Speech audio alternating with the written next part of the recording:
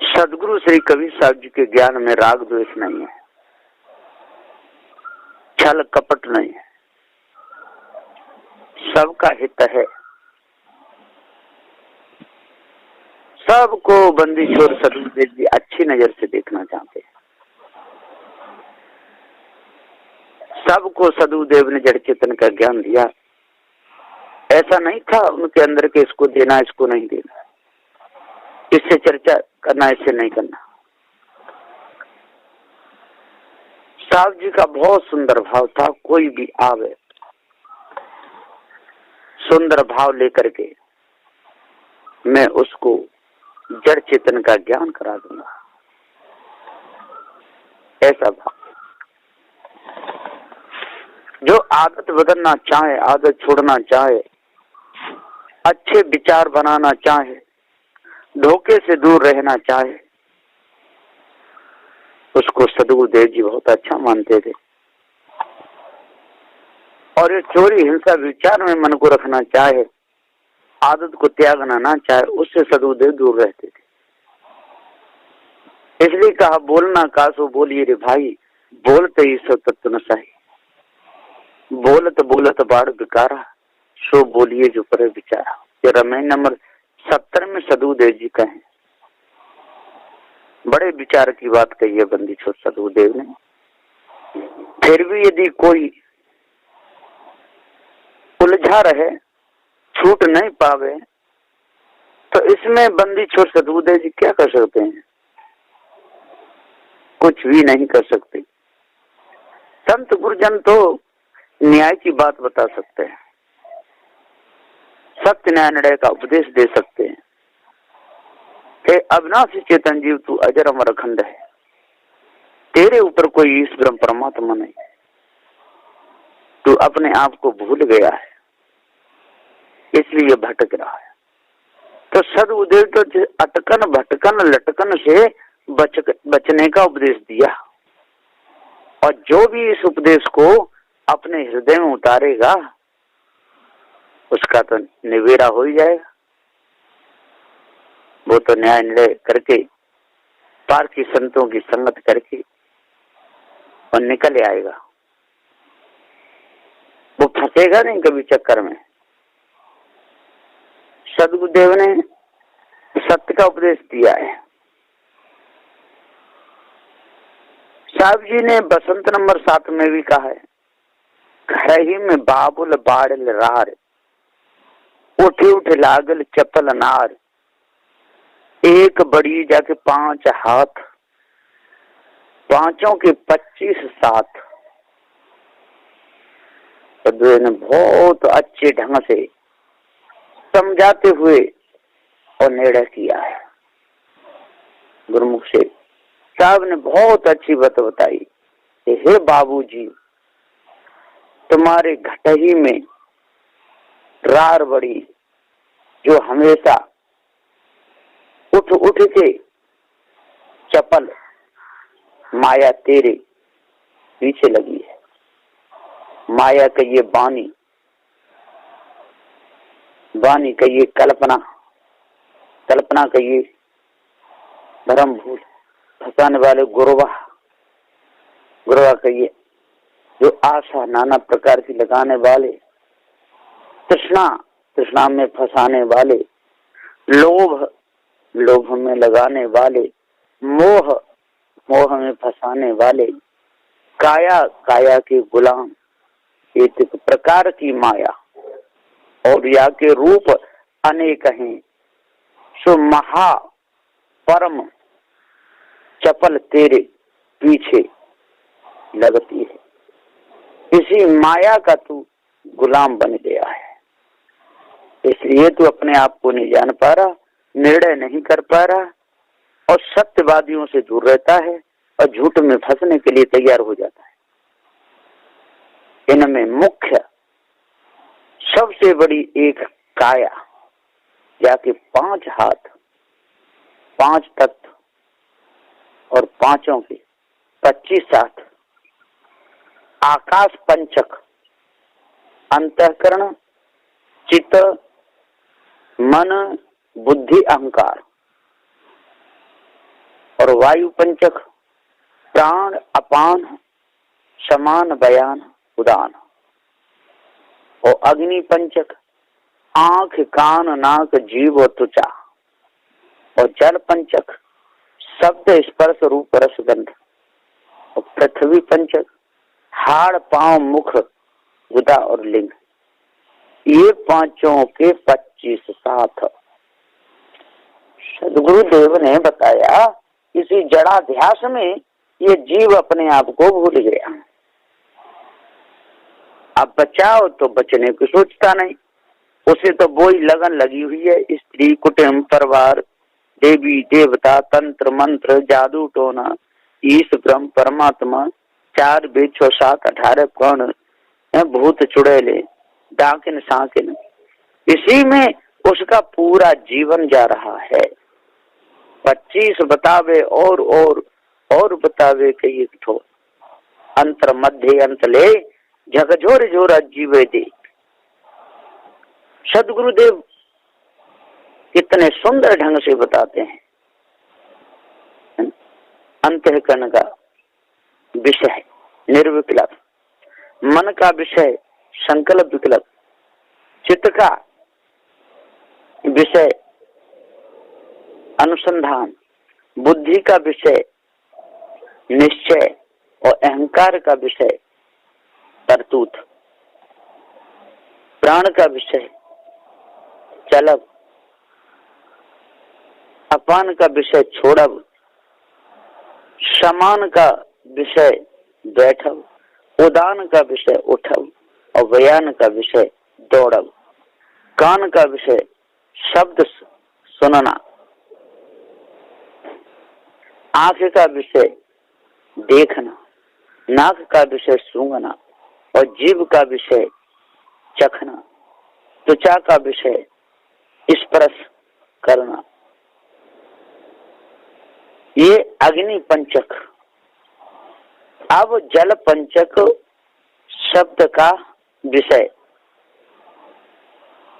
राग सुर अर्थ, स्पर्श का विषय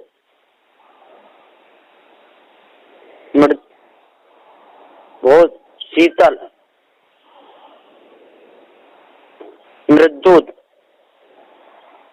उष्णत्व रूप का विषय, और सुंदरत्व रस का विषय, और स्वाद गंध का विषय सुना, गंध का विषय सुवास सुप्रसन्न, और पृथ्वी पंचक हाड़ का विषय लेन देन, हाथों का जो विषय है हाथ का विषय लेन देन करो, पांव का विषय चलना चलना फिरना, मुख का विषय बोलना, और गुदा का विषय मल त्याग करना, और लिंग का विषय मूत्र त्याग मैथुन करो। ये 25 बताए, और निर्णय करके सदगुरुदेव ने बताया कि इससे लाभ कुछ नहीं, और ये ही 25 विषय में जीव बद गया। चाहते हैं ये विषय और कई एक ठौर, कई 84 लक्ष्य योनि जीव को बतावते हैं। ये विषय कैसे है कि अंतःकरण इनका दुष्ट हो गया, अंतर में गड़ जाते हैं, फिर अंत में जीव को अपने में मिलाए के 84 में डालते हैं, और झकझोर झोरा जीवे दे।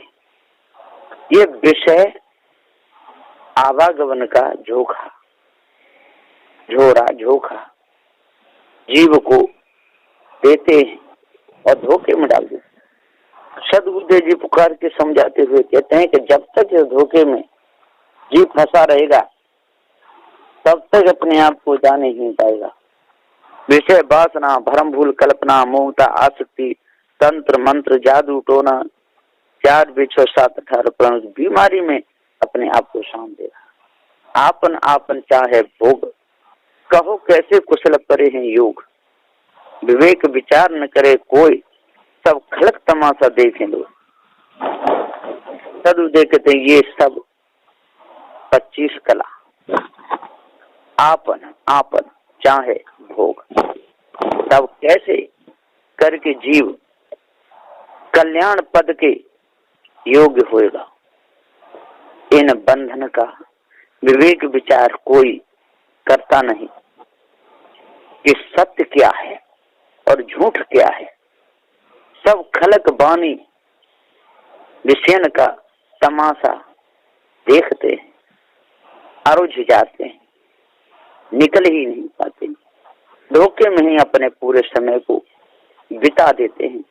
संत गुरुजन न्याय निर्णय की बात बताते हैं, पारख कराते हैं, जड़ चेतन का भेद बताते हैं, तो सुनने में उनको रुचि नहीं आती। वो तो मुड़ मुड़ करके एक तरफ भाग जाते हैं। मुख फार हंसे राव रंग, ताते धरे न पावे को अंक।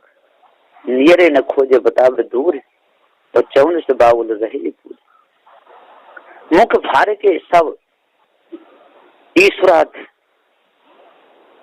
वाणी की तरफ बड़े बड़े ज्ञानी जीव एक का एक उपहास करते हैं, हंसी उड़ाते हैं, मजाक उड़ाते हैं, मुख फार फार हंसते हैं, अपने को सही बताते हैं, दूसरे को बुरा बताते हैं। ताते एक और जीव स्थिति घर ने न पाया, एक भी स्थिति नहीं पाई।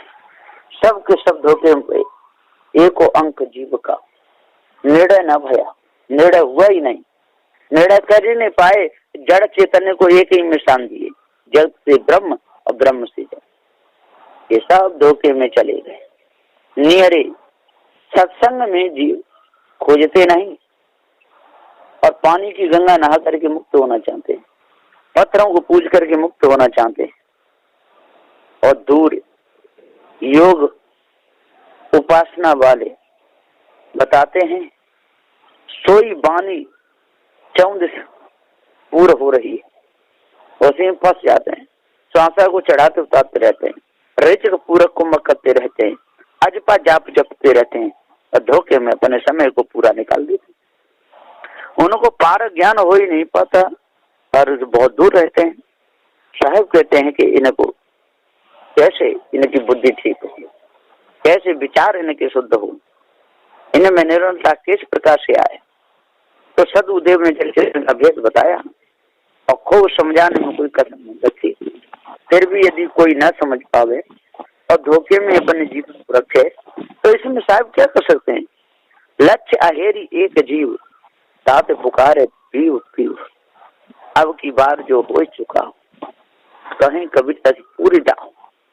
सदु देखते लक्ष्य अहेरी, गुरबा लोग फंसाने वाले हैं, बांधने वाले हैं, यानी लाख तरह के फांस बनाए के एक जीव को फंसाने के वास्ते बहुत उपाय करते हैं, ताकि जीव सब पीव पीव पुकार रहे, चिल्ला रहे हैं बेचारे।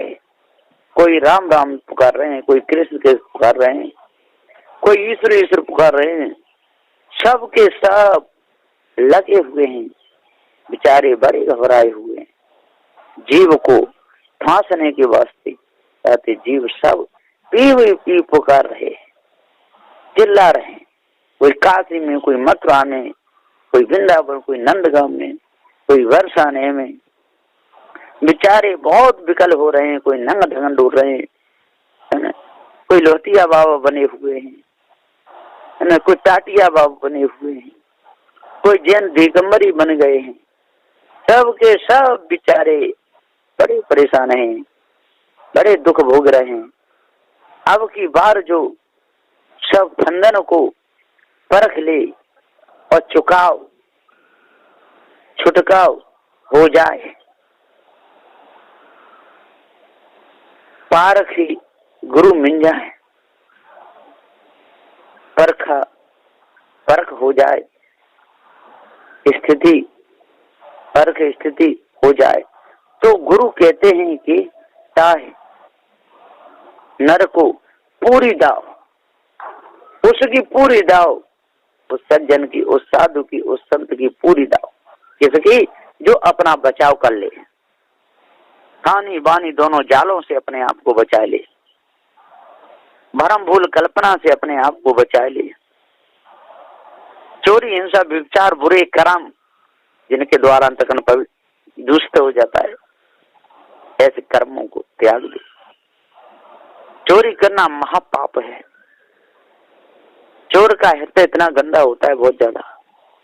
चोरी करने वाला हिंसा भी कर सकता है, सिर भी काट देता है, उल्टे सीधे कर्मों में अपने पूरे जीवन को बिताता है, व्यभिचार कर्म भी करता है। वो तो अपने स्वयं खास बहन बेटी को भी नहीं छोड़ सकता है। दुराचारी तो दुराचारी है, बड़ा पापी है ना। तो सदगुरुदेव जी पुकार के समझाते हुए कहते हैं कि इस पाप कर्मों को त्यागना चाहिए, मन को एकदम शुद्ध साफ पवित्र निर्मल और निदाग रखना चाहिए। जब मन बिल्कुल शुद्ध साफ निदाग हो जाएगा, छल कपट राग द्वेष आपके अंदर से जब भाग जाएगा, वृत्ति आपकी एकदम शुद्ध हो जाएगी, फिर सुंदर हृदय में सुंदर विचार टिकेंगे, सुंदर हृदय में सुंदर भावना उठेगी। ये ईश ब्रह्म परमात्मा देवी देव की जो कल्पना मान रखी है, ये कभी पास नहीं आएगी। एकदम भूखे को भोजन, नंगे को कपड़ा, प्यासे को पानी, संत गुरुजनों की सेवा, ऐसा भाव अंदर आएगा। कहीं भी जाओगे, संत गुरुजनों के पास में चरण कमल के बैठ करके कहोगे, हे गुरुदेव हमको भव से छूटने का उपदेश दो, ये भावना बनेगी। और यदि आपके अंदर ऐसा नहीं हुआ, जड़ाध्यास छा गया, भरम छा गया, तो आप कभी भी धोखे से बच नहीं सकते, और सारे संसार में आपको कोई धोखे से बचा नहीं सकता है। कौन किसके बचाएगा और किसे फुर्सत है, कौन किसके पीछे पड़ेगा, है ना। किसी किसी को तो अच्छी बात बहुत बुरी लगती है, किसी किसी कोई रास्ता बता दे, भैया कहाँ जा रहे हो, तुझे क्या लेना देना, तुझे क्या मतलब, हम जा रहे होंगे कहीं, और रास्ता भूल गया, फिर लौट के आया, तो क्या हुआ भैया, अरे मैंने कहा तुझे क्या लेना देना, हमसे क्यों पीछे पड़ा है, फिर इधर निकल गया, फिर इधर निकल गया। और तब कहता है, भाई साहब फलाना गाँव कहाँ पर है, तो भैया हमने तो पहले ही बताया, तू क्यों नहीं। तो सदगुरुदेव जी पुकार के समझाते हुए, अहंकार में आकर के मनुष्य पूछना नहीं चाहता, और जब ठोकर खाता है तो तब पूछता है, और जब ठोकर लग लग के वीरान हो जाता है, बुढ़ापा आ जाता है, बिल्कुल काया कमजोर हो जाती है, किसी लायक नहीं होता है, और तब पार की संतों के पास जाता है, तब बैठता है, फिर क्या होने वाला है, कुछ भी नहीं। तो साहब कहते पहले समय रहते ही रहते, जवानी रहते रहते, शरीर में ताकत रहते रहते, और सत्य न्यायालय को जान लो। जब सत्य न्यायालय को जान लोगे तो आपका सारा फंदा कट जाएगा। आप अपने आप को जान करके सदा सदा के लिए न्यारे हो जाओगे, आपकी सारी बीमारी कट जाएगी, आपकी बेड़ियां कट जाएगी।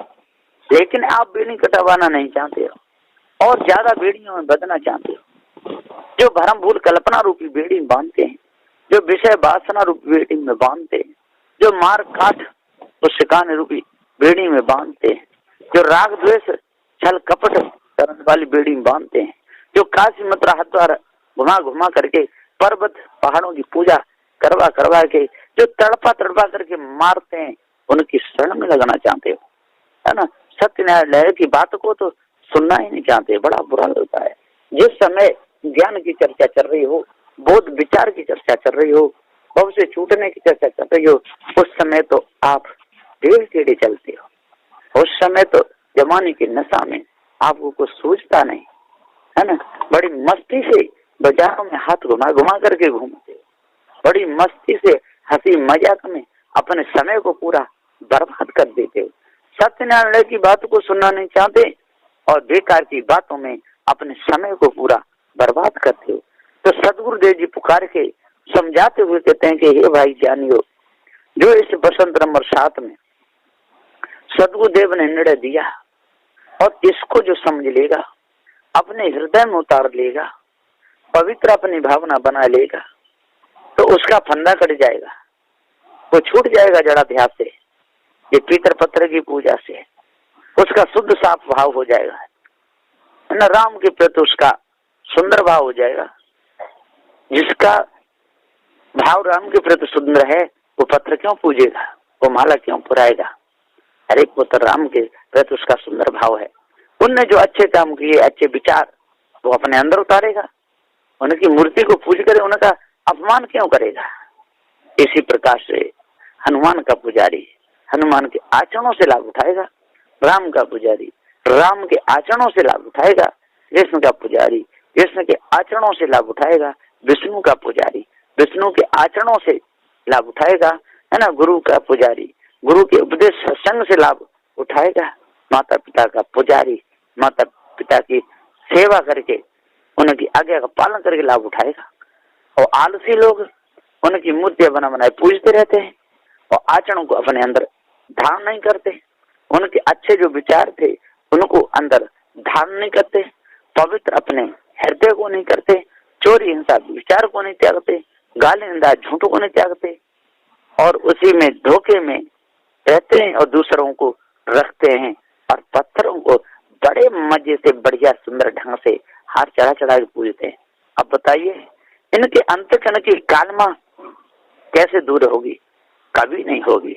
महापुरुषों के आचरणों से उनका जो शुद्ध साफ उपदेश है उससे लाभ उठाना चाहिए। महापुरुषों की यदि कहीं मूर्ति है तो उसको देख करके मन में सुंदर भाव बनाना चाहिए कि ऐसे वो महापुरुष थे। लेकिन लोग अपनी आदत सुधारना नहीं चाहते, अपने कर्मों को सुधारना नहीं चाहते और उनकी एकदम दंडवत प्रणाम करने लगते हैं, खाने की वस्तुओं पर चढ़ाने लगते हैं और कहते हैं कि हमारा अंतःकरण पवित्र हो जाए, हमारा मन पवित्र हो जाए, हमारे हृदय के विकार छूट जाए। तो ऐसा तो कभी होने वाला नहीं है, न हुआ है न होगा, न भूतो न भविष्य। इसलिए सदुपदेश यहाँ पुकार के समझाते हुए कहते हैं अपने आप को जान लो और धोखे को बिल्कुल दूर कर दो, है ना। अपने विचारों को बिल्कुल निर्मल कर लो, शुद्ध साफ आपकी रहनी बन जाएगी और मन आपका शुद्ध हो जाएगा। फिर आपके अंदर विकार नहीं आएंगे और कोई आपको न धोखे में फंसा पाएगा और न आप धोखे में फंसोगे। ऐसा निर्मल ज्ञान है बंदी छोड़ सदगुरु श्री कबीर साहब जी का। बस इन्हीं वचनों के साथ मैं अपनी वाणी को विराम देता हूँ। बोलिए श्री सदगुरुदेव की जय।